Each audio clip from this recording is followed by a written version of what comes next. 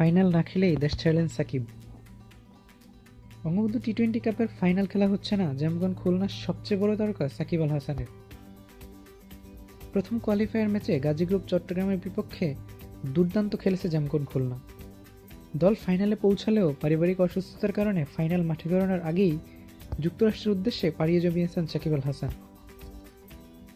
আসরের শুরুতে চলমান এই টুর্নামেন্টের সবচেয়ে বড় আকর্ষণ ছিলেন সাকিব। তবে ফেরাটা রঙিন না হলেও দুকে দুকে দল উঠে গেছে আসরের ফাইনালে। উঠতে থাকা গাজী গ্রুপ চট্টগ্রামকে সেমিফাইনালে হারিয়ে দারুণ পারফরমেন্স দেখিয়েছে আসরের সবচেয়ে তারকাবহুল দলটি। দ্বিতীয় ফাইনালিস্ট নিশ্চিত করে তবেই মাঠে গড়াবে ফাইনাল।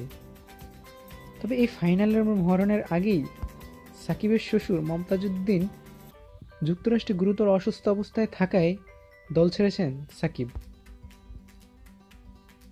ফাইনালে সাকিবকে না পাওয়ার ব্যাপারে নিশ্চিত করেছেন জামকন খুলনার ম্যানেজার নাফিজ ইকবাল। তিনি বলেন, সাকিবকে আমরা ফাইনাল ম্যাচে পাচ্ছি না। সাকিবের শ্বশুরের শরীর খুবই খারাপ, ভীষণ অসুস্থ তিনি, এজন্য সাকিব আমেরিকা চলে যাচ্ছে। গতকাল ম্যাচের পরেই রাতেই হোটেল ছেড়েছে সাকিব।